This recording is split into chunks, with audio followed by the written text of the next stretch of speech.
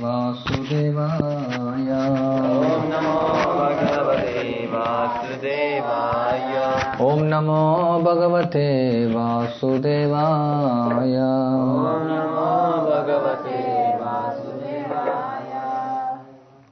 శ్రీమద్ భాగవతం నుంచి పార్వతీదేవి చిత్రకేతుని శపించడం నుంచి కొన్ని శ్లోకాలు చదువుతున్నాం.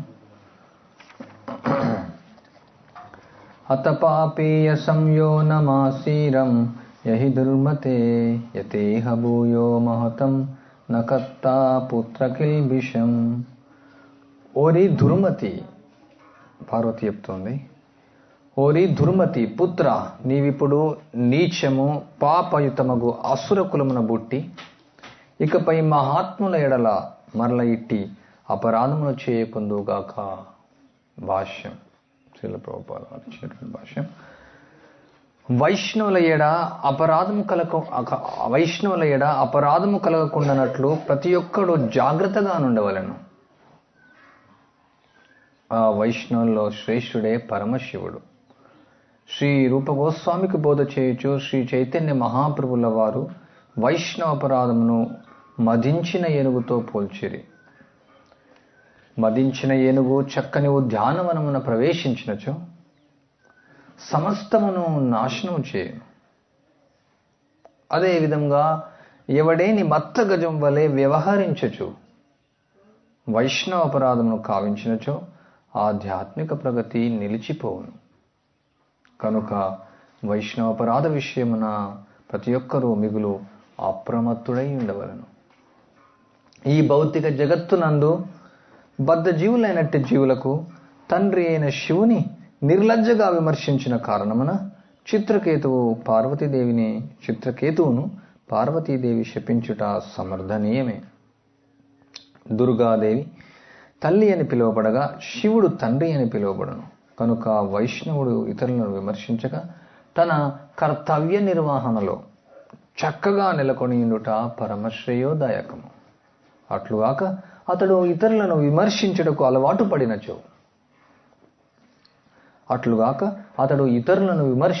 అలవాటు పడినచో వైష్ణవ నిందయనడి ఘోర అపరాధము జరిగడి అవకాశం ఉన్నది. చిత్రకేతువు నిస్సందేహముగా వైష్ణవుడే కనుక తనను పార్వతీదేవి శపించుట పట్ల ఆశ్చర్యచకుతుడై ఉండవచ్చును. అందువలనే ఆమె అతన్ని పుత్ర అని సంబోధించినది. ప్రతి ఒక్కరూ దుర్గాదేవికి పుత్రుడే, కానీ ఆమె సాధారణమగు తల్లి కాదు. ఎవని వ్యవహారము ఏమాత్రం పొరపాటు జరిగినను అతనికి బుద్ధి వచ్చినట్లుగా ఆమె దండన విధించును. ఈ విషయమున శ్రీకృష్ణ భగవానుడు భగవద్గీత 7వ అధ్యాయం 14వ శ్లోకం నందు ఈ విధంగా వివరించను. శ్లోకం: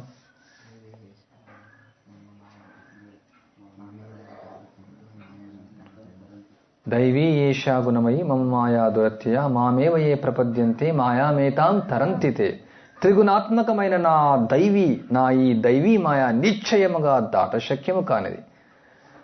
కానీ నన్ను శరణు జొచ్చిన వారు దీన్ని సులభంగా దాటగలుగుదురు. శ్రీకృష్ణునికి శరణు జొచ్చుటనగా ఆ దేవదేవుని భక్తులకు కూడా శరణు జొచ్చుటయనియే భావము. ఏలయనగా భక్తదాసుడు కానిదే కృష్ణదాసుడు కాజాలడు. చాడీయ వైష్ణవ సేవ నిస్తారే పైచకేబా. కృష్ణదాసుడి సేవించకుండా ఎవడును శ్రీకృష్ణునే సేవించే స్థాయికి ఎదగజాలడు. కనుకనే పార్వతీదేవి అల్లరి పిల్లవానికి తల్లి బోధించిన చందమున పలుకుతూ, ఓ పుత్ర, తిరిగి ఇటువంటి పని చేయకుండానట్లు నిన్ను శిక్షించదను అని తెలిపింది. సాక్షాత్తుగా దేవదేవుడైన శ్రీకృష్ణునికి తల్లిగానైనట్టి యశోద కూడా ఇటువంటి స్వభావం చూపిండెను. రోటికి కట్టివేసి బెత్తమును చూపించి ఆమె కృష్ణుని దండించను. కనుక పుత్రుడు దేవదేవుడే అయినప్పటికీ అతన్ని దండించుట తల్లి బాధ్యత. ఈ ప్రకారం చిత్రకేతును శిక్షించుటలో దుర్గాదేవి కార్యం సమర్థనీయమైనదే. ఆ శిక్ష చిత్రకేతునకు వరదాయకమయ్యను. ఏలైనగా రుద్రాసురుని జన్మం పిదప నేరుగా అతడు వైకుంఠలోకమును చేరను. వందేయం శ్రీగురుం శ్రీయుత పదకమలం శ్రీగురున్ వైష్ణవాంశ శ్రీరూపం సాగ్రజాతం సహగణ రఘునాథాన్వితం తం సజీవం సాద్వైతం సావధూతం పరిజన సహితం కృష్ణ చైతన్యదేవం శ్రీ రాధాకృష్ణ పాదాన్ సహగన లలిత శ్రీ విశాఖామితాంచ మూకం కరోతి వాచాలం పంగుం లంఘయతే గిరిం యత్కృపాతమహం వందే శ్రీ గురున్ దినతారిణం వాంఛా కల్పతరోభ్యశ్చ కృపా సింధుభ్యేవ చ పతితానాం పావనేభ్యో వైష్ణవేభ్యో నమో నమః. సో మనం శ్రీ చైతన్య మహాప్రభు చెప్పినటువంటి శిక్షాష్టకంలో 2వ శ్లోకాన్ని చర్చిస్తున్నాం. భగవంతుని యొక్క నామంలో అసంఖ్యాకమైనటువంటి యొక్క శక్తులు ఉంచబడ్డాయి. సాక్షాత్తు నామము సాక్షాత్తు కృష్ణుడే. కృష్ణ నామానికి కృష్ణుడికి తేడా లేదు. ఈ యొక్క నామం ఎట్లాంటి దేశకాల నియమాలు లేవు. దీనికి ఎట్లాంటి యజ్ఞాలకు, యాగాదులకు, వ్రతాలకు, తపస్సులకు, కర్మకాండలకు, జ్ఞానకాండలకు, ధ్యానకాండలకు ఎన్నో నియమ నిబంధనలు ఉంటాయి. ఎన్నో అంటే ఎన్నో నియమ నిబంధనలు ఉంటాయి. కానీ ఈ యొక్క హరినామాన్ని ఉచ్చరించడానికి ఎట్లాంటి నియమ నిబంధనలు లేవు. అయినప్పటికీ దుర్దైవ, మన దురదృష్టవశాత్తు, దుర్భాగ్యమున, అభాగ్యమున మనం ఈ నామం పట్ల అనురాగాన్ని పొందలేకపోతున్నాం. దానికి కారణం ఇక్కడ 4 విషయాలు చెప్పబడ్డాయి. తత్వ విభ్రమ, అసతృష్ణ, హృదయ దౌర్బల్యం, అపరాధాలు. పై 3 చర్చించాం. మనం అపరాధాల్లో చర్చిస్తున్నాం. అపరాధంలో ఇక్కడ నామ అపరాధంలో మొదటిది, తర్వాత ఆ అపరాధంలో వైష్ణవ అపరాధం గురించి కూడా చర్చిస్తున్నాం. ఈ 2 ఇందులో వస్తాయి. సో ఇక్కడ చిత్రకేతు మహారాజు, ఆయన గొప్ప భక్తుడు, శుద్ధ భక్తుడు. ఆయన సంచరిస్తూ ఉన్నాడు. ఆయన సౌందర్యవతలకు స్త్రీలచో పరివృత్తుడై ఉంటాడు. అయినప్పటికీ ఆయన నిరంతరం హరినామ సంకీర్తన చేస్తూ ఉంటాడు. నిరంతరం భగవంతుని యొక్క నామరూప గుణాలు కీర్తిస్తూ ఉంటారు. చిత్రకేతు మహారాజుకి ఎంతమంది భార్యలు? 1 కోటి మంది భార్య.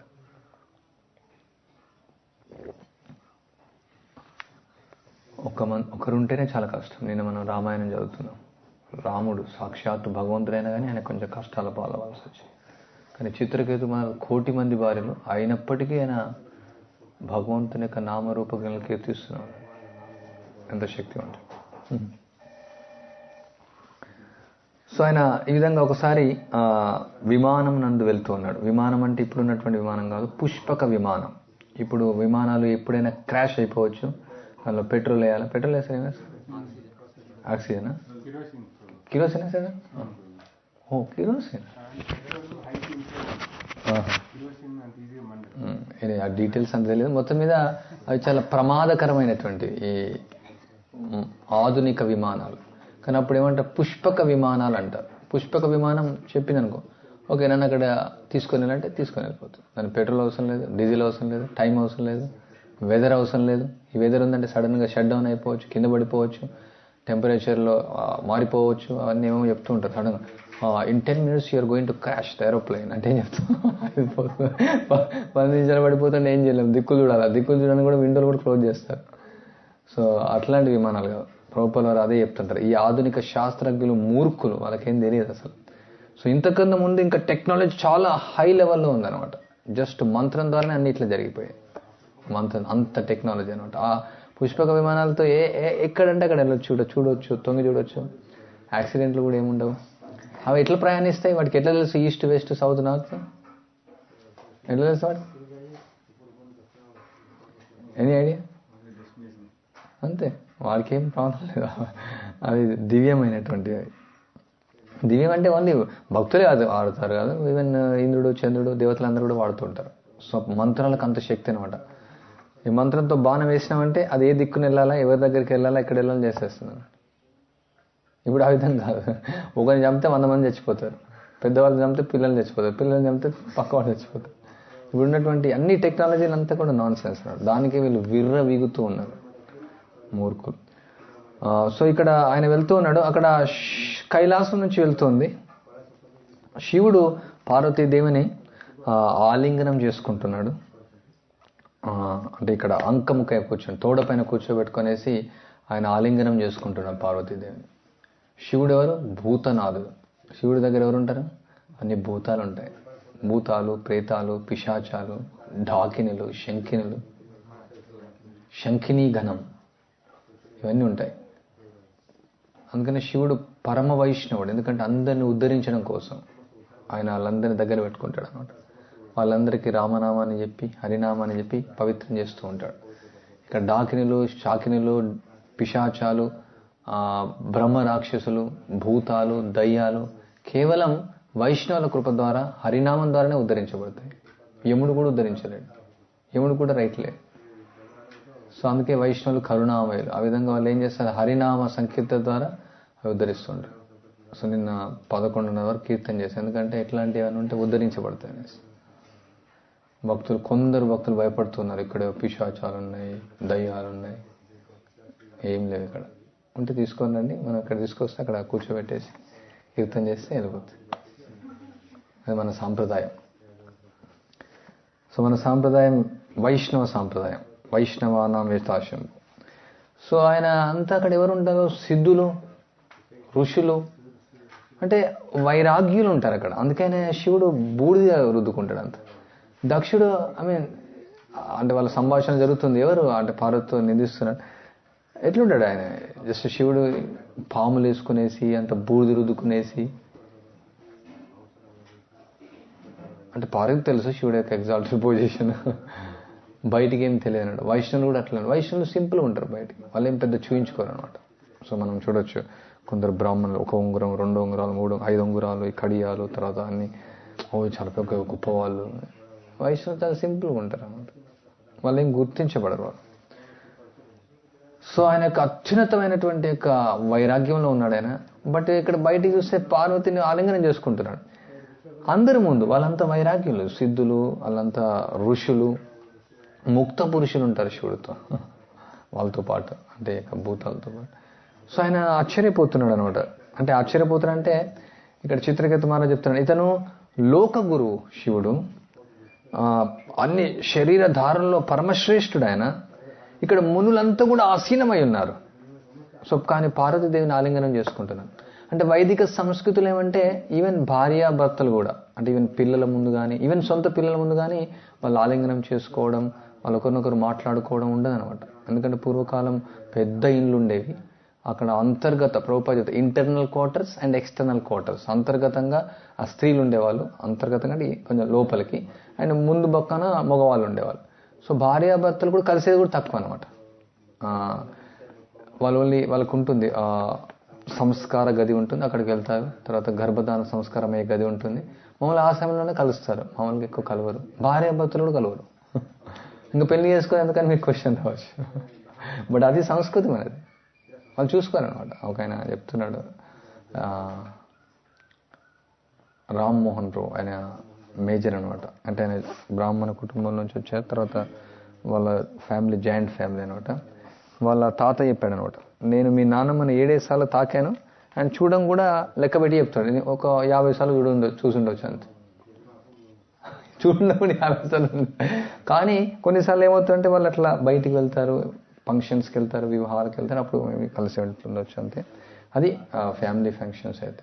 అండ్ అప్పుడప్పుడు వాళ్ళు వ్యవసాయం దగ్గర అట్లా ఇట్లా కలుసుకుంటారు, మాట్లాడతారు. అది కూడా సీక్రెట్ అనమాట. మామూలుగా ఏమైనా పెద్దవాళ్ళు చూసి ఏమైనా అనుకుంటారేమో, ఈ విధంగా భార్యాభర్తలు మాట్లాడు ఏమైనా అనుకుంటారేమో, ఏమైనా చూసేమనుకుంటారు. కానీ ఇప్పుడు అంతా కూడా రోడ్లపైనే బైకుల పైన, కార్ల పైన వికారంగా తిరుగుతూ ఉన్నారు. నగ్నంగా, అర్ధనగ్నంగా, ఆలింగనంగా. వాళ్ళ భార్యాభర్తలు కూడా తెలియదు, వాళ్ళకి ఏం భయం లేకుండా అయిపోయింది. అందుకనే మొత్తం కలియుగంలో కామం అంతా ప్రజ్వరిల్లిపోతుంది. కలియుగంలో ఈ కామం వల్లనే అన్ని సమస్యలు వస్తున్నాయి. ఈ విచ్చలవిడిగా ఈ కామాన్ని అనుభవించడం ద్వారానే సాంఘిక జీవనం చేయకూడదు, సహజీవనం చేయకూడదని ఇట్లాంటి వైరస్లు వస్తున్నాయి. కొన్ని రోజుల తర్వాత ఒకరినొకరు తాకలేరు. ఇంకా ఇప్పుడు జస్ట్ దూరంగా కిలోమీటర్, అది 1 మీటర్ డిస్టెన్స్, 3 ఫీట్ల డిస్టెన్స్. మామూలుగా వైన్ షాప్కి వెళ్ళేటప్పుడు గొడుగు పట్టుకోమంటున్నారు, ఎందుకంటే ఆ గొడుగు దూరంలో ఉండాలి.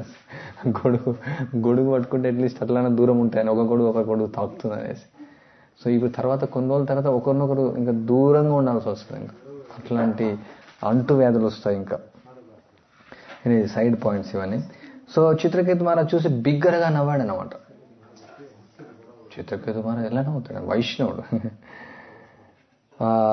అది ఎందుకు నవ్వాడంటే, అంటే పార్వతి చూసి చాలా అఫెండ్ అవుతుంది అనమాట. అపరాధి, ఎందుకు ఇట్లా నా యొక్క భర్తను చూసి, నన్ను చూసి ఎలా నవ్వుతున్నాడు ఇతను, ఎవరు ఇతను, ఎలా నవ్వుతున్నాడు ఇతను, చాలా కోపం అవుతుంది. బట్ యాక్చువల్గా ఏమంటే ఎందుకు నవ్వాడంటే, అంటే మామూలుగా సిగ్గులేనటువంటి ఇక మానవుడు చేసేటువంటి ఇక కార్యంలాగా ఇక్కడ ఈయన చేస్తున్నాడు.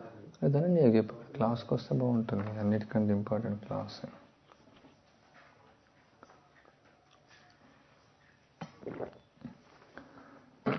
కానీ ఈయనేంది ఇలా చేస్తున్నాడు అంటే, ఇలా ఇంతమంది మునులు ఉన్నారు అంటే ఆశ్చర్యకరంగా అనిపిస్తుంది అనమాట ఆయనకు.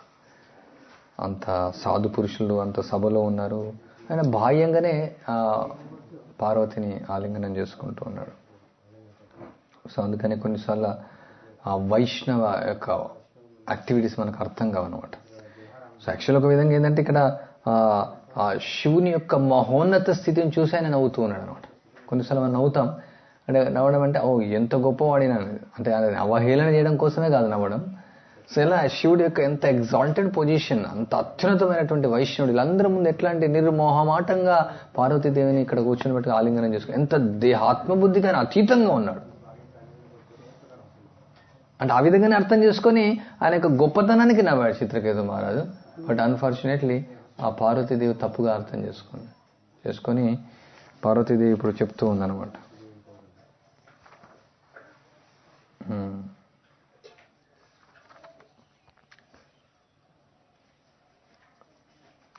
ఈ చిత్రకేతువు క్షత్రియాధముడు, ఏలైనగా బ్రహ్మాది దేవతలు యవ్వాని పాదపద్మంలో సదా ధ్యానితురో ఆ శివుని అవమానించి ఇతడు సిగ్గుమాలిన వాడై వారిని పక్కకు పెట్టినాడు.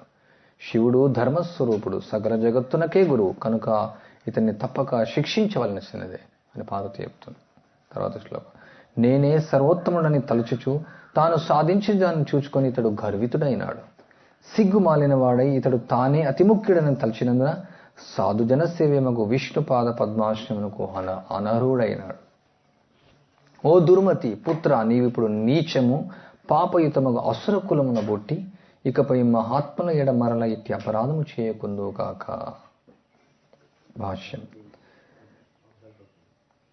వైష్ణవుల ఎడ అపరాధం కలగకుండానట్లు ప్రతి ఒక్కడు జాగ్రత్తగా ఉండవలను. ఆ వైష్ణవుల్లో శివుడు పరమశ్రేష్ఠుడు. శ్రీల రూపగోస్వామి బోధ చేయుతూ చైతన్య మహాప్రభుల వారు వైష్ణవాపరాధం మదించిన ఏనుగుతో పోల్చి, మదించిన ఏనుగు చక్కని ఉద్యానవనంలో ప్రవేశించినచో సమస్తము నాశనం చేసివేయను. అదేవిధంగా ఎవరేని మత్తగజం వల్లే వ్యవహరించచో వైష్ణవాపరాధం కావించచో ఆధ్యాత్మిక ప్రగతి నిలిచిపో. సో అది ఇక్కడ శ్రీల ప్రభువుల చెప్తున్నారు. మనకు ఈ యొక్క లీల ద్వారా ఈ గుణపాఠాన్ని మనకు నేర్పుతున్నారు. అహంకారంతో ప్రవర్తించవద్దు. మనం కొన్నిసార్లు మనం అనొచ్చు, నేను ఆ విధంగా ప్రవర్తించలేదు, బట్ వాళ్ళు తప్పుగా అర్థం చేసుకున్నారు. ఇప్పుడు ఇక్కడ పార్వతీదేవి తప్పుగా అర్థం చేసుకుంది, అయినప్పటికీ దానికి మనం గురి కావాల్సి వస్తుంది. అఫ్కోర్స్ తర్వాత చిత్రకేతు మహారాజు క్షమాపణ అడుగుతాడు. ఆయన చేతులు జోడ్చి నీ యొక్క శాపాన్ని నేను స్వీకరిస్తున్నాను, నాకు వచ్చినటువంటి శాపాన్ని నేను పట్టించుకున్నాను, కానీ నేను ఈ విధంగా అవమానించడం కోసం నేను అపరాధం చేయలేదని చెప్తూ చిత్రకేతు మహారాజు చాలా అద్భుతంగా ఆయన చెప్తున్నాడు. ఏ విధంగా ఇక కర్మానుసారం అనేది పనిచేస్తుంది, ఏ విధంగా జీవుడు బంధించబడిపోతాడు ఈ త్రిగుణాల్లో, భక్తుల యొక్క గొప్పతనం ఎలా ఉంటుంది అనేసి వివరిస్తూ ఉన్నారు. తర్వాత మళ్ళీ శివుడు చెప్తాడు, చూసావా నా యొక్క అంటే ఈయన వైష్ణవుడు, చూడు వైష్ణవుల యొక్క గొప్పతనం ఎలా ఉంటుంది, నువ్వు కోపంతో అనవసరంగా ఇతన్ని శపించావు అనేసి చెప్తుంది. బట్ ఇక్కడ మనం నేర్చుకోవాల్సింది ఏమంటే, సో ఇది మత్త గజం యొక్క అపరాధం. ఏనుగు వచ్చింది అనుకోండి అంత నాశనం చేస్తుంది. ఇక్కడ సంవత్సరానికి ఒకసారి ఇక్కడ ఏనుగులు వస్తాయి, మీకు అది తెలుసో తెలియదు.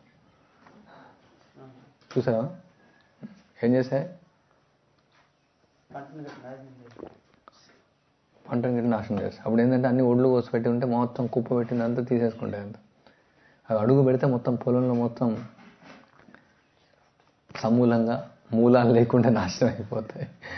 సో మనం అదేవిధంగా మనం ఆ ఉద్యానవనంలో ఏనుగు ప్రవేశిస్తే ఏమవుతుంది, అదేవిధంగా మళ్ళీ మామూలు గజం కాదు, మత్త గజం. మామూలు ఏనుగంటేనే అది నడిచినా ఏం చేసినా ఇది ఎట్లుంటుంది, ఇట్లా వచ్చిందంటే ఇల్లు కూల్చేస్తుంది అట్లా. సో అది పిచ్చి ఏనుగుని మీరు చూడలేదు ఇంకా మీరు. మేము ఒకసారి గురువారికి వెళ్ళాం ఏనుగుశాలకు. అందరు వెళ్తుంటారు అక్కడికి. అక్కడ ఏనుగు అంటే కృష్ణుడికి సేవ కోసం ట్రైనింగ్ చేస్తూ ఉంటారు. అయితే ఒకసారి ఒక ఏనుగు విపరీతంగా కంట్రోల్ చేయలేకపోతున్నారు, నియంత్రణ పిచ్చి ఏనుగు ఏమైనా తీసేస్తారు. మామూలు వీడియోలలో కూడా చూస్తున్నాం, ఒక ఆటో వేసి ఎత్తేస్తుంది, బైకులను పడేస్తుంది, చెట్లను ఉడబెకేస్తుంది, మనుషులను ఎత్తి పడేస్తుంది, ఇష్టం వచ్చినట్టు ప్రవేశిస్తుంది. పిచ్చి వాళ్ళు ఎలా ప్రవర్తిస్తారు అలాగే. మామూలు పిచ్చి వాళ్ళకంటే అంత శక్తి ఉండదు, బట్ ఏనుగు పిచ్చింది ఏంటంటే మామూలుగా ఏనుగే అది పిచ్చి. సో వైష్ణవ అపరాధం ఆ విధంగా అనమాట. సో మన యొక్క భక్తిలతా బీజం ఉందే చాలా టెండర్ వన్, అంటే చాలా సున్నితంగా ఉంటుంది, కోమలంగా ఉంటుంది, చిన్న మొక్క. సో ఇప్పుడు దాన్ని మనం వైష్ణవ అపరాధం మనం చేసి ఈ యొక్క ఏనుగును లోపలికి ప్రవేశిస్తే మాత్రం మొత్తం నాశనం చేసేస్తుంది సమూలంగా, ఏమాత్రం లేకుండా. సో అందువల్ల చాలా సావధానంగా వైష్ణవ అపరాధం చేయకుండా జాగ్రత్తగా ఉండాలి. ఇక్కడ ప్రభుపాదులు చెప్తారు ఏం చేయాలి. అందుకనే వైష్ణవులు ఇతరులను విమర్శించకుండా తన కర్తవ్య నిర్వహణలో ఉండాలి. సింపుల్గా అపరాధాలు అవాయిడ్ చేయాలంటే ఏం చేయాలంటే ఒక ముఖ్యమైనటువంటి మన కర్తవ్యాన్ని మనం నిర్వహించాలి. వైదిక సంస్కృతిలో అదే అనమాట. శూద్రుడు వచ్చేసి ఈ బ్రాహ్మణుడు ఎందుకు ఎట్లున్నాడు, ఈ క్షత్రియుడు ఎందుకు ఎట్లున్నాడు, ఈ వైశ్యుడు ఎందుకు ఉన్నాడు, వైశ్యుడు వచ్చా అంటే అనవసరంగా వాళ్ళు పాయింట్అవుట్ చేయరు. నేను రామాయణంలో లీల రాముడు వెళ్ళేసి నా గురించి ఏం మాట్లాడుకుంటున్నారు అనేసి వెళ్ళి చూస్తాడు. అతను మేబీ శూద్రుడు అయినప్పటికీ రాముని ఈ విధంగా స్వీకరించాడు. కానీ నేను నీకు స్వీకరించిన భార్యతో అరుస్తూ ఉన్నాడు. బట్ అనవసరంగా చేయరు అనమాట, అనవసరంగా చేయరు. ఇక్కడ చాలాసార్లు ఏమవుతుందంటే మేబీ మనం కావాలనేసి ఎవరినో మన కోపంతో తిట్టొచ్చు కొన్నిసార్లు ఊరికే కూడా మనం లైట్గా కూడా మాట్లాడుతూ ఉంటాం. ఈయన ఇట్లా ఉంటాడు ఈ భక్తుడు, ఆయన ఎట్లా తింటాడు చూడు, ఆయన ఎట్లా పడుకుంటాడు చూడు, ఎట్లా మాట్లాడతాడు, ఆయన డ్రెస్ ఎట్లా ఉంది, ఆయన ఎట్లా పాడతాడు. వాళ్ళు కొన్నిసారి పాడడానికి వాళ్ళకు నవ్వుతూ ఉంటాం. సరే కర్తలు కొట్టిన వాళ్ళని చూసి నవ్వుతూ ఉంటాం, భుజం కొట్టిన వాళ్ళని చూసి నవ్వుతూ ఉంటాం, క్లాసులో ఎదురు వాళ్ళని చూసి నవ్వుతూ ఉంటాం. తర్వాత అంటే సింపుల్ కూడా కొన్నిసార్లు టాక్ అనమాట ప్రజలు. అట్లయితే ఊళ్ళో గ్రామ్యకథ మాట్లాడుతూ ఉంటారు. ఆ విధంగా కూడా మనం ఈ భక్తి ఇట్లా చేస్తూ ఉండేవాడు, అట్లా చేస్తున్నాడు, అందరు నవ్వుకోవడం అంటే టైం పాస్ కోసం కూడా సమ్ టైమ్స్ మనకు టైమే లేదు యాక్చువల్గా. ఏమైనా ఉండొచ్చు మేము మనకు సేవ చేసేటప్పుడు కూడా ఆ సమయం ఉంటే మాట్లాడుతూ ఉంటాం. జస్ట్ జనరల్ సంభాషణలో కూడా అది వైష్ణవపరం అయిపోవచ్చు. కానీ వినయంగా భక్తుల దగ్గరికి వెళ్ళేసి మీలో నేను ఈ యొక్క తప్పును చూశాను, నాకు అది మీకు సహాయం చేయాలనుకుంటున్నాను, ఇట్లాంటి భావన నాకు కలుగుతుంది నా మనసులో, తప్పు ఒప్పో తెలియదు. బట్ ఏదైనా సరే వాంఛా కల్పతరుభ్యశ్చ కృపాసింధుభ్యో చ పతితానాం పావనేభ్యో వైష్ణవేభ్యో నమో నమః ప్రణామం చేసి చెప్పడం బెటరు. లేకుంటే దాన్ని ఏంటంటే మనం వెనుకాల మాట్లాడుతూ ఉంటాం అనమాట. అది మనకు అలవాటు, అది మామూలుగా కర్మీసుకున్నటువంటి అలవాటు. అది భక్తుల గురించి వెనకాల మాట్లాడడం, వాళ్ళ గురించి ఫిర్యాదు చేయడం, వాళ్ళ గురించి తప్పుగా మాట్లాడడం, ఊరికే జోక్ కూడా మాట్లాడడం, అనవసరమైనటువంటిగా కూడా మనం చేస్తుంటాం. రకరకాలుగా జరుగుతుంది. బట్ ఏ విధంగా జరిగినా కానీ అది అపరాధమే. వాళ్ళు తప్పుగా మనకు ఆ భావన లేకుంటే కూడా తప్పుగా వాళ్ళు భావించవచ్చు. సో అందుకనే ఇట్లాంటి సమయంలో అందుకని ప్రతిరోజు మనం ఉదయం మంగళారతి తర్వాత ఎందుకు చేస్తామంటే వాంఛా కల్పతరుభ్యశ్చ, ఎందుకంటే నేను అపరాధం చేయకుండా ఉండాలి. మేబీ నిన్న మీకు ఏమైనా అపరాధాలు చేస్తే అందరూ క్షమించండి అనేసి ఎప్పుడు కూడా వైష్ణవం మనం ప్రణామం చేస్తూ ఉంటాం అనమాట. 6 రకాల అపరాధాల్లో ఒకటి వైష్ణవం చూసి ఆనందంగా ఉండకపోవడం.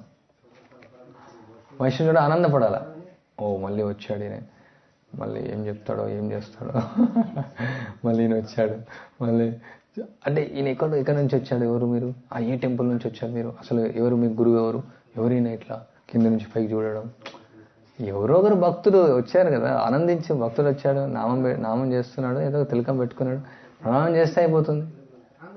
అంటే మామూలు ఎట్లుంటుంది అంటే కొన్ని మందిరాలకు వెళ్తే వాళ్ళు ఇట్లా కింద నుంచి పైకి చూస్తారు, ఇట్లా ఎవరు ఇలా ఫస్ట్ హ్యాపీగా వచ్చి ఇన్వైట్ చేశారు, కొంచెం ప్రసాదం ఇవ్వచ్చు కదా, మీ కార్డు ఉందా, ఇది ఉందా, ఫోన్ చేశారా, ఏమైంది, ఎక్కడి నుంచి వచ్చారు, మీ గురువు ఎవరు, ఎన్ని కిలోమీటర్ల నుంచి వచ్చారు, దేనికోసం వచ్చారు, మీరు రైడింగ్ కోసం వచ్చారు, అదేమన్నా ఏం భయంతో. వైష్ణవం చూసి ఆనందించాలి అంతే. వైష్ణవం చూడగానే ఆనందం రావాలన్నమాట. దీనిలో 6 రకాల అపరాధాల్లో మనసుతో ద్వారా చేసేవి కూడా ఉంటాయి. మనసుతో కలిగి ఉన్నంత ఎఫెక్ట్ ఉండొచ్చు. ఇప్పుడు మన మనసులో ఎప్పుడు ఇతరుల గురించి తప్పుగా భావిస్తూ ఉంటే ఏమవుతాయి, అది వాచగా మారుతాయి. వేరే వాళ్ళతో మాట్లాడాల్సి వాచ్ ఏమవుతాయి, కర్మన కూడా మారుతాయి. సో కర్మన అయితే ఇతన్ని మనం అనుకుంటాం, ఇతను చూస్తే నాకు కొట్టాలనిపిస్తుంది కొట్టకూడదు అనిపిస్తుంది. తర్వాత ఇంకోరితో చెప్తాం, నాకు ఇతను చూస్తే కొట్టాలనిపిస్తుంది అంటాం. తర్వాత ఇంకేం చేస్తాం, సడన్గా చూసా చంపేస్తాం, అప్పుడేమో అపరాధం అయిపోతుంది. సో మనసు కలిగి వల్ల ఎఫెక్ట్ లేదు. ఓకే, మనసులో కాము ఉండొచ్చు, మనసులో ఉన్నటువంటి ఎఫెక్ట్ లేదనేసి మనం లైట్గా తీసుకోవచ్చు అనే మైండ్ అనేసి. బట్ మైండ్ రాకుండా చూసుకోవాలి. అనవసరంగా మైండ్ అందుకని ఖాళీగా పెట్టకూడదు. Empty mind devil work shop. అసలు ఇక్కడ అన్ని మనకు భూతాలు ఎందుకు కనిపిస్తున్నాయంటే మన మైండే భూతం. మన మైండ్ భూతం గురించి ఆలోచిస్తే భూతాలే కనిపిస్తాయి. అక్కడ తెల్ల డ్రెస్ ఉంది, ఎర్ర డ్రెస్ ఉంది, నల్ల డ్రెస్, అది ఏముండదు అక్కడ. జస్ట్ మైండ్ ఏంటంటే జస్ట్ పొగను క్రియేట్ చేస్తుంది అనమాట. Just nothing, it will project something. ఏముండదు అక్కడ. మనసు నాకేమైందో, నా పరిస్థితి ఏమైందో, నేను ఇంత చేశాను, అట్లా చేశాను, నా పరిస్థితి ఈ విధంగా అయిపోయింది, ఏమవుతుందో నా జీవితం అంటే అనవసరమైంది క్రియేట్ చేస్తున్నాడు మనసు. సో మనసు గురించి చాలా పెద్ద సైన్స్ ఉంది. ఆ మనసు ఏం చేస్తే అనవసరంగా ఇది ఆలోచిస్తూ ఉంటుంది వేరే వాళ్ళ గురించి ఏదో. జస్ట్ మనసుని ఏం చేయాలి, ఖాళీ పెట్టొద్దు. అందుకనే సేవలో నిమగ్నం కావాలి మనం ఎప్పుడు కూడా ఏదో ఒకటి. భగవంతుని నామన కీర్తించాలా, జపమన వేయాలా, భగవంతుని కోసం మనం చదవాలి, ప్రభుపాద బుక్స్లో ఏదైనా సేవలో అన్న ఉండాలా, నేను నిద్రన్న పోవాలి, ఖాళీగా నిద్రన్న పోవాలి, లేదంటే పడుకుండా అయిపోతాం, లేదా తినని తినాలి ఏదైనా. కానీ ఖాళీ కూర్చొని దయ్యంలాగా ఆలోచించాం అనుకోండి, ఆ దయ్యాలు కనిపిస్తాయి. అందుకని బయటికి రావడం భయపడుతుంటాం. దయ్యం ఉంది ఇక్కడ. ఎక్కడ దయ్యాలన్నా 2 ఏళ్ళ నుంచి దయ్యాలు కనిపించాలి. ఇప్పుడు సడన్గా దయ్యాలు ఏమైనాయి? దయ్యాలు ఎట్లా వస్తాయి? ఓకే, ఇప్పుడు 4 రోజులు అయింది, ఇప్పుడు ఎవరైనా వచ్చి మాట్లాడాడు ఎవరితో అన్నా, ఓకే చెప్పండి, నేను మాట్లాడతాను, ఎంతో నో ప్రాబ్లం, మాట్లాడచ్చు, ఎందుకు ఇట్లా చేశాను. సో మన మనస్సు అన్నమాట, మనస్సు భయాన్ని సృష్టిస్తుంది, మనస్సు ధైర్యాన్ని కూడా ఇస్తుంది. మళ్ళీ అదే మనసు ధైర్యాన్ని కూడా ఇస్తుంది. మనస్సుతో మనం కృంగిపోవచ్చు, మనసుతో మనం ఎట్లా మనస్సును ఉపయోగించుకుంటున్నాం అనేసి. మనస్సు గురించి తర్వాత చేస్తా. సో మనం మనస్సును అంత ఈజీగా వదిలేస్తే వైష్ణవులను అనవసరంగా అపరాధం చేస్తూ ఉంటాం. సో ఇక్కడ నేర్చుకోవాల్సినటువంటి లెసన్ ఈ యొక్క భాష్యంలో, మనం మన కర్తవ్య నిర్వహణలో ఉండాలి, మన పని మనం చేస్తూ ఉండాలి. లేకుంటే మాయాది వదిలేదు. ఇక్కడ చిత్రకేతు మహారాజు డైరెక్ట్గా మాయ ఏం చేసింది, పరీక్షించింది. మనకేం చేస్తుంది, ఓ దుర్మతి, ఓ పుత్ర అనేసి మనకు శపించేస్తుంది. మనం వృత్తాసురుడు అయినా చాలా కష్టం. వృత్తాసురుడు అంటే చిత్రకేతు మహారాజు చాలా గొప్ప భక్తుడు, ఆయన రాక్షసుడు అయినా కానీ ఆయనకు మొత్తం గుర్తుంది. అందుకని ఇంద్రుడికి చెప్తాడు, ఇంద్రుడిని పరువు పోతుంది యాక్చువల్ వృత్తాసురుడు ముందు. సో ఆయన ఎగ్జాల్టెడ్ పొజిషన్. ఇప్పుడు మనకు మాయ ఆడుకుంటుంది, వైష్ణవపరాధం చేస్తే మాయ మనతో ఆడుకుంటుంది. జాగ్రత్తగా ఉండాలి. ఎందుకంటే వైష్ణవులందరూ కూడా అంటే మాయ ప్రియమైనటువంటి వాళ్ళు కాదు, మాయ గౌరవిస్తుంది వైష్ణవం, మాయ రక్షిస్తుంది కూడా ఒక విధంగా. ఓకే, ఇదొక ఇన్సిడెంట్. ఇది దీని ద్వారా మనం నేర్చుకోవచ్చు. ఇంత గొప్ప భక్తుడైనప్పటికీ చిత్రకేతు మహారాజు ఈవెందో అది మంచిగా అనేసి నవ్వినప్పటికీ అది అపరాధంగా మారిపోయింది, ఆయనకు శాపంగా మారిపోయింది. ఒక విధంగా ఎనివే ఆ శాపం అతనికి వరంగా మారింది. ఎందుకంటే భగవంతుడు ఎప్పుడు భక్తుల్ని రక్షిస్తాడు. సో తర్వాత మనం ఇక్కడ హరినామ చింతనలో చర్చిస్తున్నాం. శ్రీ హరిదాస్ ఠాకూర్ యొక్క తటస్థ లక్షణాలను ప్రతి ఒక్కరూ కలిగి ఉండకపోవచ్చు, కానీ యొక్క కృష్ణైక శరణం, కృష్ణుని శరణాగతి పొందడం అనే ముఖ్యమైనటువంటి లక్షణం ద్వారా మిగతా లక్షణాలు క్రమక్రమంగా అవి వస్తూ ఉంటాయి. మరి ఎవరా వైష్ణవుడు, ఎట్లాంటి వైష్ణవుడు? సో ఇక్కడ అది చెప్తున్నారు, తుతే హైతిహీన బలి అపాయక జనే సహిష్ణు తరురనియ అపాకే మానే. సో ఎట్లాంటి వాళ్ళు అయినంటే ఇక గడ్డి కంటే హీనంగా భావించేటువంటి వాళ్ళు, వృక్షం కంటే ఓర్పుతో ఉండేటువంటి వాళ్ళు, సహనాన్ని ప్రదర్శించేటువంటి వాళ్ళు, ఇతరులను గౌరవిస్తూ తన గౌరవాన్ని కోరుకునేటువంటి వాళ్ళు వైష్ణవులు. అట్లాంటి వాళ్ళ యొక్క నాలుక ఎప్పుడు కూడా హరినామాన్ని ఉచ్చరిస్తూ ఉంది. సో వాళ్ళు ఏం చేస్తారు, వాళ్ళు కృష్ణ ప్రేమలో ఉంటారు, ఇతరులను ప్రేమలో పడేస్తారు వాళ్ళు. అట్లాంటి వాళ్ళు వైష్ణవులు అన్నమాట. బట్ సేమ్ టైం తర్వాత హేన సాధు ముఖే బై సునే ఏక నామ్ వైష్ణవ బాలియ తారే కరీబే ప్రమాన్ ఏన ఏక నామే. ఇప్పుడు ఒకవేళ ఒకసారి హరినామాన్ని ఉచ్చరించినా సరే, నేను అతని వైష్ణవునిగానే పిలుస్తాను, నేను వాళ్ళను ప్రణామం చేస్తాను, గౌరవిస్తాను. వైష్ణవ సే జగద్గురు జగతేర బంధు వైష్ణవ సకలే జీవే సదా కృపా సింధు.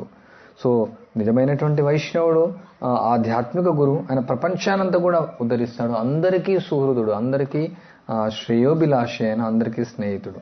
ఆయన ఎప్పుడు కూడా కరుణను కలిగి ఉంటాడు ఈ జీవుల పట్ల. ఏహేన వైష్ణవ నింద ఏ జన కరే నారకీ పౌదిబే సే జన్మాంతరే. అట్లాంటి వైష్ణవుని ఎవరైతే దూషిస్తారో జన్మ జన్మాంతరే నారకిన్న, జన్మ జన్మలు నరకాల్లో ఉంటారు. జన్మ జన్మలు, ఎన్ని కోట్ల జన్మలు తెలియదు. భక్తి లభాకారే హరే నాహిక ఉపాయ్, భక్తి లోభే సర్వజీవ వైష్ణవ కృపాయ్. ప్రతి ఒక్క జీవుడు వైష్ణవుని యొక్క కృప ద్వారా ఈ కృష్ణ చైతన్యాన్ని పొందొచ్చు, భక్తిని పొందొచ్చు. భక్తిని పొందడానికి వేరే ఒక అవకాశం లేదు. బ్రహ్మాండ బ్రహ్మతే కొన్ని భాగ్యవాన్ జీవ్ ఎవరు? గురు కృష్ణ ప్రసాదపై. గురువు అంటే ఎవరు? వైష్ణవుడు. ఓన్లీ కృష్ణుడి యొక్క కృప ద్వారా కూడా సాధ్యం కాదు. సాధ్యం కాదు అనడానికి లేదు, కృష్ణుడు కావాలంటే ఇవ్వచ్చు. బట్ కృష్ణుడు ఆయన ఇవ్వడు. కృష్ణుడు వైష్ణవం ద్వారా ఇస్తాడు, పవిత్ర భక్తుల ద్వారానే ఇస్తాడు ఈ యొక్క భక్తిని. వైష్ణవ అధామృతార పాదజల్ వైష్ణవేర పాదరాజ తీనే మహాబల్. తీనే మహాబల్. 3 ముఖ్యమైన శక్తివంతమైనటువంటి వైష్ణవులు. వైష్ణవులు చాలా శక్తివంతమైనటువంటి వాళ్ళు. వాళ్ళ యొక్క ఉచ్చిష్ట మహాప్రసాదం, తర్వాత వాళ్ళ యొక్క పెదవులు తాకినటువంటిది అది మహాప్రసాదం, తర్వాత వాళ్ళ యొక్క పాద పద్మాలు కడిగినటువంటి యొక్క నీరు, తర్వాత వాళ్ళ యొక్క పాద రజం. ఈ 3 చాలా శక్తివంతమైనటువంటివి. మనం వైరస్ కోసం శక్తివంతమైనటువంటి అన్ని వాడుతున్నాం. మనకు నరసింహ, మీ పేరేమి? లక్ష్మీ నరసింహ ప్రభు ఇప్పుడు మనకు అన్ని చెప్తారు. శక్తివంతమైనటువంటి యొక్క లేహాలు, మందులు ఇమ్యూనిటీ కోసం. సో మనం యొక్క భక్తిత్వ సేవలో మనకు శక్తి రావాలంటే ఈ 3 ముఖ్యమైనటువంటి వైష్ణవుల యొక్క పాద రజం, వైష్ణవుల యొక్క పాదోదకం, వైష్ణవుల యొక్క ఉచ్చిష్ట. ఇవి శక్తిని ఇస్తాయి అన్నమాట. ఇది ఇమ్యూనిటీని పెంచుతాయి మనకు, మాయ నుంచి రక్షించుకోవడానికి. మాయ అనే వైరస్ మన లోపలికి ఎంటర్ కాకుండా కోసం ఇవి మనకు సహాయం చేస్తాయి. వైష్ణవ నికటే యది భాయిసే కథ కృష్ణ దేహ హైతే హయ కృష్ణ శక్తి నిహాశరణ్. ఒక క్షణము వైష్ణవం దగ్గర ఉంటే, ఒక క్షణం లవమాత్ర సాధు సంఘం. లవం అంటే ఇంకా శరం కంటే తక్కువ, లవమాత్ర సాధు సంఘం. ఆయన కృష్ణుని యొక్క ఎవరైతే ఒక క్షణం వైష్ణవ యొక్క సాంగత్యం తీసుకుంటారో వాళ్ళు కృష్ణ చైతన్యంలోకి వస్తారు, వాళ్ళు కృష్ణ యొక్క సాంగత్యంలోకి వస్తారు.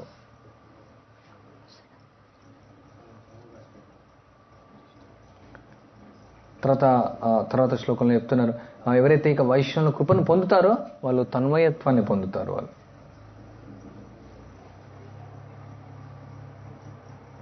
ఈ యొక్క అన్ని శ్లోకాలు చదవట్లేదు నేను, జస్ట్ అనువాదం చెప్తున్నాను. భక్తియుక్త సేవ అనేది వికసిస్తుంది ఇట్లాంటి వైష్ణవ కృప ద్వారా. సో వైష్ణవ కృప ద్వారా అన్ని సత్ లక్షణాలు అలవబడతాయి. బట్ ఎవరైతే అట్లాంటి వైష్ణవులను అంటే అట్లాంటి అనే కాదు, ఎవరైనా ఏ వైష్ణవునైనా వాళ్ళను దూషిస్తే, వాళ్ళ యొక్క కులాన్ని, వాళ్ళ యొక్క పూర్వపు అంటే భక్తుడు కాకముందు చేసేటువంటి తప్పులను, ఇతను ఇంతకుముందు బాగా తాగేవాడంట, తినేవాడంట, ఇది ఏదో కులం నుంచి వచ్చాడు, ఆయన ఇతను ఆ పేద కుటుంబం నుంచి వచ్చాడు, ఇతను బాగా చదువుకొని వచ్చాడు, ఇతని చదువు లేకొచ్చాడు, ఇతను ఎక్కడో ఉండేవాడు, అంటే వైష్ణవుల యొక్క పూర్వ జీవితం కూడా అదొక పెద్ద నింద అన్నమాట. తర్వాత ఆయన యొక్క మూమెంటరీ ల్యాప్సెస్ అంటే కొన్నిసార్లు పడిపోవాల్సి వస్తుంది అంటే కొన్నిసార్లు పడిపోవచ్చు, కొన్నిసార్లు మాయా ప్రభావం ద్వారా అట్లాంటి గుర్తు చేసుకోవడం. సో అట్లాంటి యొక్క వ్యక్తులను ఎవరైతే ఆ విధంగా చేస్తారో వాళ్ళు యమధర్మరాజు ద్వారా శిక్షించబడతారు. వైష్ణవేరే ముఖేనా మహాత్మ ప్రచార్ సే వైష్ణవ నింద కృష్ణ నాయ్ సేయార్. సో అట్లాంటి వాళ్ళను ఎవరైతే వైష్ణవ నిందనీయులను, వైష్ణవులను నిందిస్తారో వాళ్ళను కృష్ణుడు అసలు క్షమించాడు.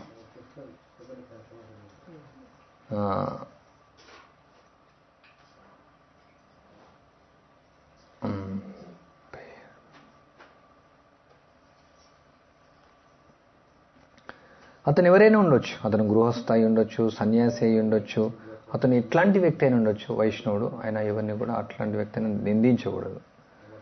ఆ వైష్ణవుల యొక్క స్థాయి వాళ్ళ యొక్క ఆధ్యాత్మిక ప్రగతిని బట్టి ఉంటుంది. ఇక్కడ హరిదాస్ ఠాకూర్ ఇది కూడా వివరిస్తున్నారు. కనిష్ట భక్తుడు ఎలా ఉంటారు, మధ్యమ భక్తుడు, ఉత్తమ భక్తుడు, వాళ్ళ యొక్క లక్షణాలు చెప్తూ ఉన్నారు. తర్వాత చెప్తూ తర్వాత వైష్ణవులు ఇంకా ఎలా ఉండాలంటే వాళ్ళు ఎవరిని కూడా దూషించకూడదు. యహ సాధు నింద తాన్ నహి భక్త స్థితి అథేవ అపరాధే తథా Parineeti. A person who blasphemes a saintly devotee has no status in devotional service. His offenses turns him into non-devotee. So ఈ విధంగా వైష్ణవులు అపరాధం చేయడం ద్వారా ఏమవుతుంది, వాళ్ళు ఆ భక్తులుగా మారిపోతారు. చాలా బాగుంటారు, బాగా సాధిస్తారు, అన్ని చాలా అంటే చాలా గొప్ప భక్తులుగా చలామణి అవుతారు, బాగా చూస్తారు. సడన్గా డిసప్పేర్ అయిపోతారు. ఏమి సడన్గా కనిపించట్లేదు. వాళ్ళని అడిగితే అని అందరిని వదిలేస్తాను, ఈ భక్తుడు ఇట్లా, ఈ భక్తుడు ఇట్లా, ఈ భక్తుడు ఇట్లా, కమ్యూనిటీలో ఇట్లుంటుంది, ఇది ఇట్లుంటుంది, అట్లుంటుంది, వాళ్ళు అట్లా చేస్తారు, వీళ్ళు ఇట్లా చేస్తారు అన్నీ చెప్తారు వాళ్ళు. అంటే వీళ్ళే అంటే వాళ్ళేదో మేము వదిలేసాము వాళ్ళను, వీళ్ళ భక్తులు, వీళ్ళు భక్తులు గారు వదిలేసాను. బట్ యాక్చువల్లీ ఏంటంటే ఈ భక్తులకు అపరాధాలు చేయడం వల్ల వాళ్ళు వదిలేస్తారు అన్నమాట భక్తుల సాంగత్యాన్ని. వాళ్ళు ఒంటరిగా ఉండి భజన చేసుకుంటూ ఉంటారు. కొన్ని రోజుల తర్వాత ఆ భక్తులుగా మారిపోతారు. ఫస్ట్ స్టార్టింగ్ ఎట్లా స్టార్ట్ అవుతుందంటే ఇక్కడంతా అసలు భక్తులే లేరు, భక్తులు కనిపించట్లేదండి. ఈయనకు ముక్కు వంకరగా ఉంది, మూతి వంకరగా ఉంది, ఈయన పనులు ఊడిపోయినాయి, ఈయన చెవు వంకరగా ఉంది, ఈయన ఇలా ఉన్నాడు, ఈయన అలా ఉన్నాడు, ఈయన ఏడుస్తాడు, ఈయన నవ్వుతాడు, ఈయన కరుస్తాడు, ఈయన కోపం అవుతాడు, మొత్తం ఇలా ఉన్నారేంది ఇక్కడ. వీళ్ళందరూ ఎవరు భక్తులు కాదు. అసలు భక్తులు అంటే ఇలా ఉంది చూడండి, భాగవతంలో చెప్పబడింది చూడండి. శాంత, దయాలు, కృపాలు ఇలా ఉండాలా. ఏం పనికిరాని వాళ్ళ ఉన్నారు ఇక్కడ. అసలు అనవసరంగా ఇక్కడికి వచ్చాను. ఆ విధంగా అపరాధం చేస్తుంటారు, మనసులో చేస్తారు, తర్వాత మాట్లాడుతూ ఉంటారు, తర్వాత సడన్గా డిసప్పేర్ అయిపోయి వాళ్ళు గొప్పగా న్యూస్ పేపర్లు వేసుకుంటారు. చూడండి అక్కడ అందరిని వదిలేసాను నేను, ఇక్కడ అందరిని వదిలేసాను, అక్కడ అన్ని వదిలేసుకుంటూ పోతుంటారు. తర్వాత మొత్తం వాళ్ళ భక్తిని కూడా వదిలేస్తారు. తర్వాత ఆ భక్తులు మారిపోతారు. నేను కళ్ళారా చూశాను ఆ విధంగా. సో గోకుల్ చిన్నప్పుడు చెప్తారు, యాక్చువల్లీ వాళ్ళు వదిలే ఈ భక్తులే అతను వదిలేశారు, భక్తులు ఆయన వదిలేశారు. బట్ ఈయనేమంటే నేను అందరిని వదిలేస్తాను అని చెప్పుకుంటాడు అనమాట.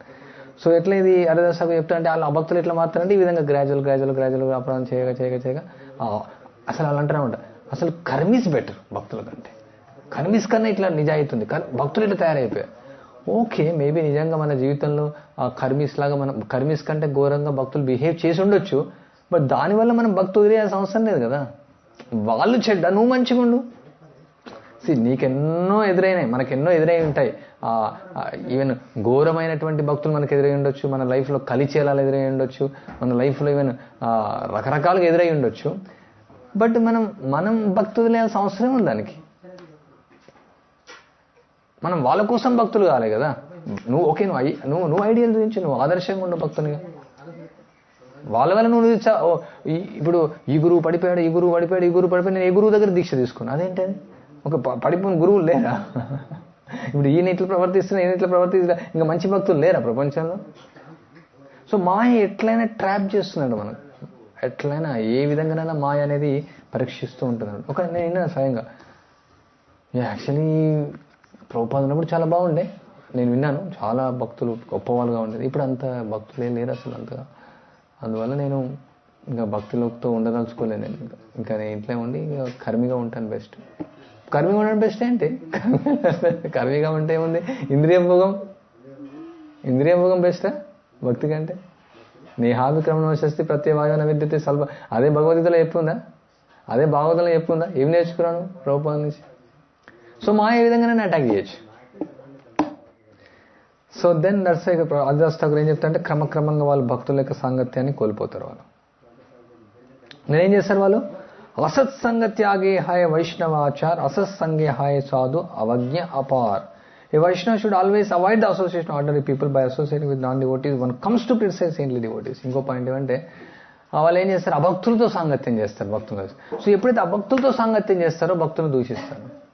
ఎందుకు మనము అంటే ఆ భక్తులతో ఉంటే మనం వాళ్ళ యొక్క స్వభావంలో ఉంటాం. ఎందుకంటే వాళ్ళు ఎప్పుడు దూషిస్తూనే ఉంటారు, ఒకరిపైన ఒకటి దేశాన్ని కలిగి ఉంటాం. సో వాళ్ళ యొక్క స్వభావం మనం ఉంటుంది. తాగుబోతులతో ఉంటే తాగుబోతూ అవుతాం, తిండిబోతులతో ఉంటే తిండిపోతూ అవుతాం. బాగా చదువుకునే వాళ్ళు ఉండాలి. ఎందుకు? బాగా చదువుకునే వాళ్ళు ఉంటే మనం కూడా బాగా చదువుతాం. బాగా నిద్రపోయే వాళ్ళు ఉంటే బాగా నిద్రపోతాం. ఆ సాంగత్యం యొక్క స్వభావం అదనమాట. సో మనం అభక్తులతో ఉంటాం. అభక్తుల యొక్క జీవిత లక్ష్యం ఆ ఇంద్రియ భోగం. ఎప్పుడు ద్వేషిస్తూ ఉంటారు ఇతన్ని. సో ఆ స్వభావం మనకు వస్తుంది. అందువల్ల వైష్ణవులు దూషిస్తూ ఉంటారు. అభక్తులతో ఉంటారు, ఉద్యోగం చేస్తూ ఉంటారు.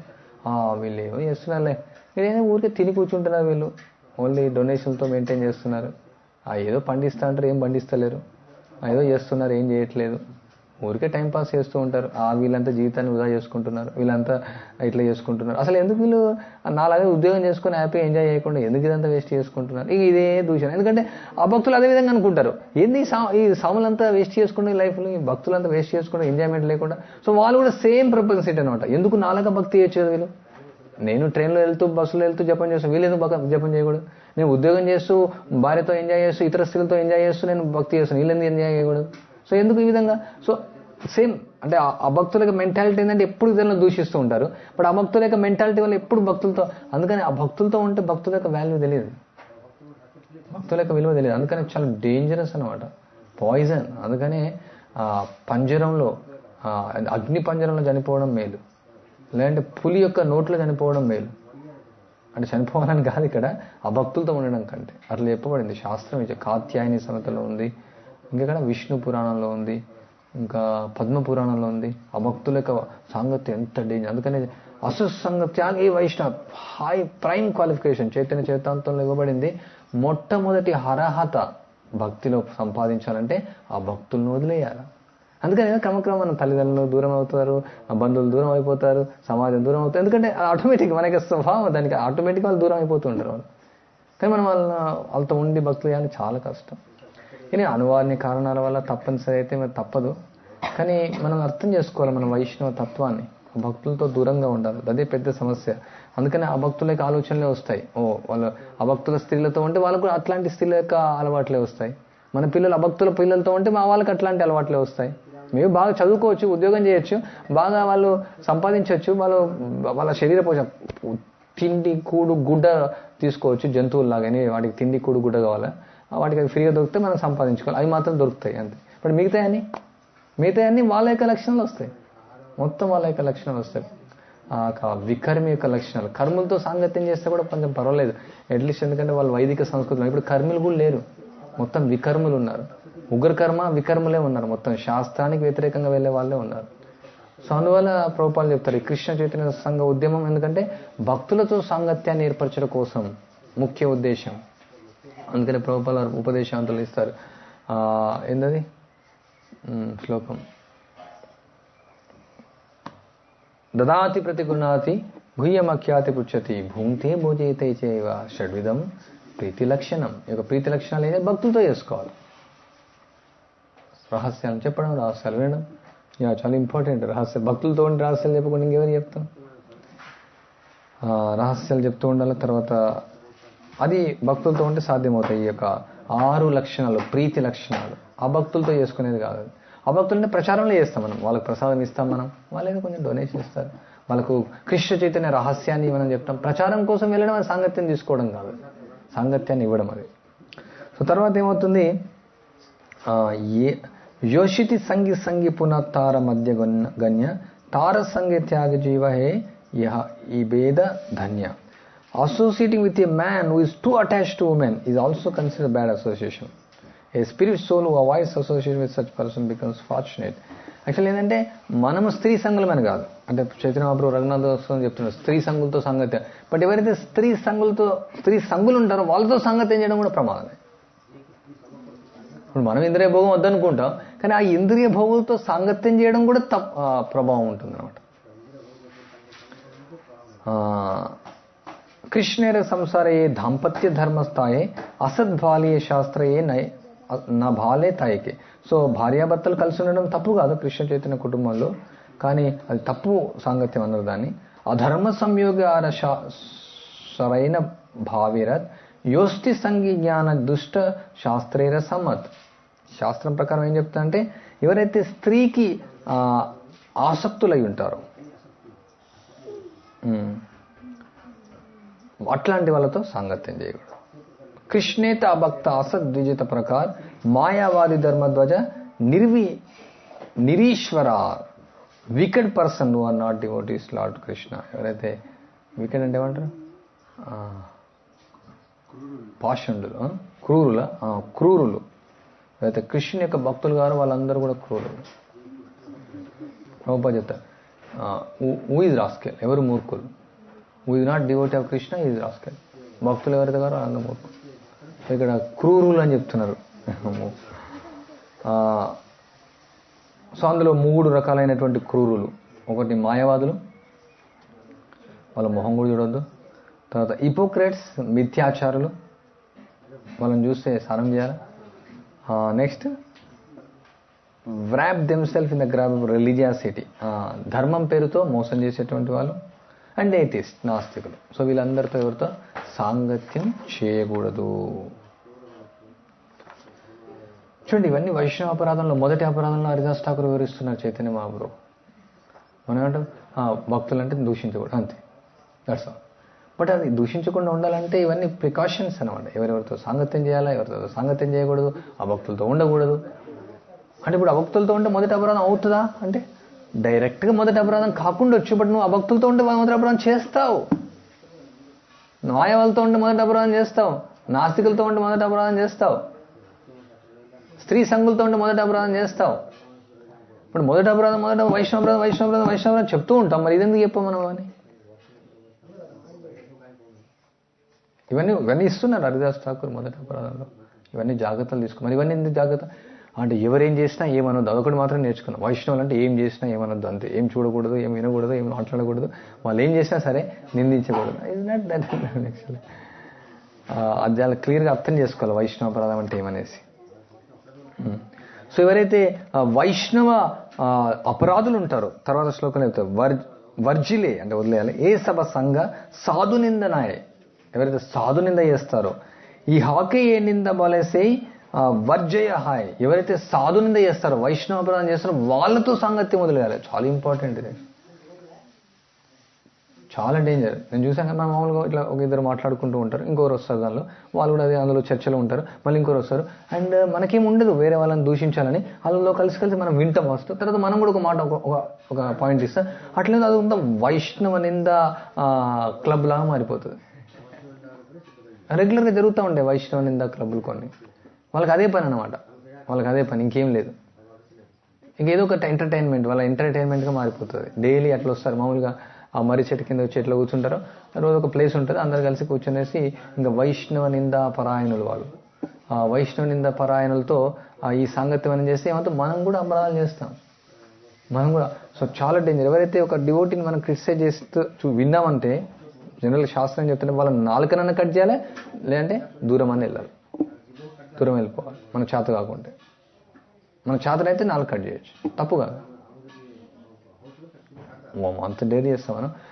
దూరం వెళ్ళిపోతే ఏమనుకుంటాడు ఆయన అని వచ్చి చెప్తాడు, ఈ భక్తుడు ఇట్లా, నీకు తెలుసు ఆయన బాగా తింటాడు, బాగా పడుకుంటాడు, ఈయన అన్ని తప్పులు చేస్తుంటాడు, ఈయన ఏం సేవ చేయడు, ఈయన ఇట్లా అట్లా చెప్తుంటే ఇట్లా వింటా ఉండవు. మళ్ళీ ఏమన్నా అంటే మళ్ళీ ఏమనుకుంటారేమో, ఇది వినకుంటే చెప్తే మళ్ళీ అట్లీస్ట్ ప్రభు నాకు పని ఉంది నేను వెళ్తానని కూడా చెప్పారు వాళ్ళు. చెప్పిందంతా వింటారన్నమాట, చెప్పిందంతా వింటారన్నమాట. అంటే వాళ్ళు విషయాన్ని ఇస్తున్నా మనం తాగుతున్నాం. సెంటిమెంటలిజం. మనం మూర్ఖంగా ఉండాల్సిన అవసరం లేదు. నేను ప్రభుపాద గురించి వ్యాసాసంలో తప్పుగా మాట్లాడితే ఎవరేం మాట్లాడతలేరు. ఎంత మూర్ఖత్వం. అండ్ గురువు గురించి తప్పుగా మాట్లాడితే ఎవరు మాట్లాడతలేరు. నేను సీనియర్ వైష్ణవు గురించి తప్పుగా మాట్లాడితే ఎవరు ఎదురు తిరుగుతలేరు. అది వైష్ణవాపరాధం కాదు, ఎదురించకుంటే వైష్ణవ. ఇప్పుడు ప్రభుపాద గురించి ఏదైనా తప్పుగా మాట్లాడితే మనం ఎదిరించకుంటే వైష్ణవాపరాధం. ఈవెన్ గురువు స్థాయిలో ఉన్నటువంటి వాళ్ళైనా సరే ప్రభుపాద గురించి తప్పుగా మాట్లాడితే మనం ఎదిరించాలా. దాన్ని ఎదిరించకుండా మౌనంగా ఉంటే మౌనం అంగీకారం, అది వైష్ణవాపరాధం. వైష్ణవాపరాధం జరిగేది ఏంది? హేట్తో జరిగేది, అహంకారంతో జరిగేది. ఇది అహంకారంతో జరిగేది కాదు. ప్రభుజీ నాకు చాలా సేవ ఉంది, నాకు చాలా మాలలు జపం ఉన్నాయి, నాకు రీడింగ్ చేసుకునేది, మీ నుంచి నేను ఇప్పుడు వినలేను అని దండమని ప్రణామం చేసేది. కావాలంటే నాలుగు కట్ చేయ చేత కాకుంటే. సో ఎందుకు ఒకరు వచ్చేసి వాళ్ళు చెప్తా ఉంటే మందరంలాగా శకునిలాగా మనం వినాల్సినటువంటి అవసరం లేదు, వాళ్ళ మోహన్ చూడాల్సినటువంటి అవసరం లేదు. నాకు ఆయన కృష్ణ చైతన్యంలోకి తీసుకొని వచ్చాడు, ఆయన నాకు ఇంత డొనేషన్ ఇచ్చాడు, నాకు ఈయన చాలా నాకు ఒక ఉద్యోగం అరేంజ్ చేశాడు, నాకు అపార్ట్మెంట్ కొని ఇచ్చాడు, నాకు ఇది చేశాడు, అందువల్ల నేను వినాల్సి వస్తుంది. No need. ఎవరైనా వైష్ణవులు దూషించినారంటే నో చాయిస్, మనం వినాల్సిన అవసరం లేదు. మనం సెంటిమెంటల్గా ఉండదు, మూఢనమ్మకంగా ఉంటే మళ్ళీ సేమ్ ఇదే స్టోరీ తయారవుతుంది. ఆడో బండ పూజ చేస్తారు, మనం కూడా బండ పూజ చేస్తాం. ఏదో బొట్లు పెడతా ఉంటారు, ఏదో కట్లు కడతా ఉంటారు, మనం కూడా అట్లే తయారైపోతాం. భక్తిలో ఈ యొక్క సెంటిమెంట్ లేదని తావులేదు. ఏమైనా భక్తి సెంటిమెంట్ కావాలి, మన గురువు పైన సెంటిమెంట్ ఉండాలంతే. సెంటిమెంట్ దానికి అవసరం, కానీ మనం మూర్ఖంగా ప్రవర్తించాల్సిన అవసరం లేదు. ఎంత పెద్ద వ్యక్తి అయినా సరే, ఉత్తమాధికారి వచ్చి వేరే భక్తుని తప్పుగా చెప్తే, ప్రభు నేను అంత అర్హత లేదు, నేను వెళ్ళలేనని చెప్పాలి. ఎవరైనా ఇప్పుడు నేను వచ్చి మీ దగ్గర తప్పుగా మాట్లాడి చెప్పవచ్చు, ఎవరు వచ్చినా చెప్పవచ్చు, భయపడాల్సిన అవసరం లేదు. నా మనసే బాగాలేదు, నేనే అన్ని తప్పులు చేస్తాను, మీరు నాకు ఆయన గురించి ఎందుకు తప్పుగా చెప్తున్నారు అది చెప్పాల్సిన అవసరం లేదు. డైరెక్ట్గా చెప్పేయచ్చు, నేను వెళ్ళానని చెప్పేయచ్చు. నేను మూఢనమ్మకం ఏం లేదు. సో అందుకని వైష్ణవ నింద ఎవరు చేస్తారో వాళ్ళతో సాంగత్యం చేసి మనకు అదే వస్తారు. ఏ సభ సంగే చాడి అనన్య శరణ్ కృష్ణ నామ కరిపాయ్ కృష్ణ ప్రేమదాన్. Anyone avoids the such persons అంటే వీళ్ళంతా ఎవరైతే అభక్తులు, నాస్తికులు, మాయావాదులు, ఆ వైష్ణవ నింద పరాయణులు, వైష్ణవునితో పొట్ట గడుపుకునే వాళ్ళు, తర్వాత కపటులు, మిథ్యాచారులు, వీళ్ళందరి నుంచి ఎప్పుడైతే అవాయిడ్ చేస్తూ కృష్ణుక నామాన్ని ఆశ్రయం తీసుకుంటామో అతను కృష్ణ ప్రేమధనాన్ని పొందుతాడు.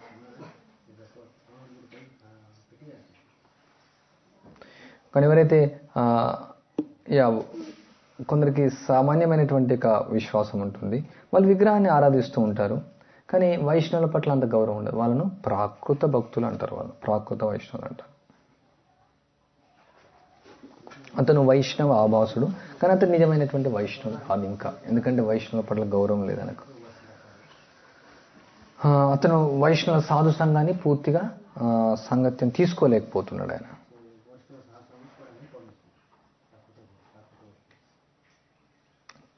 ఆయన కనిష్ట వైష్ణవ ప్రాక్టీస్ చేయగా ఆయన మధ్యమ వైష్ణవ అవుతాడు. తర్వాత అతను ఉత్తమ వైష్ణవగా మారవచ్చు.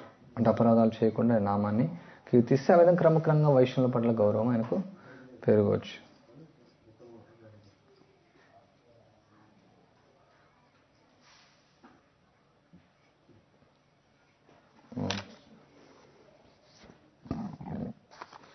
Okay,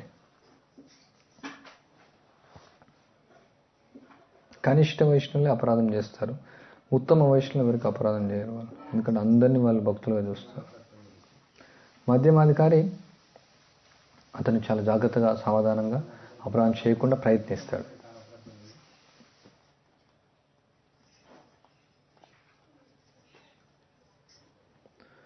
okay, Srila Prabhupad key జై.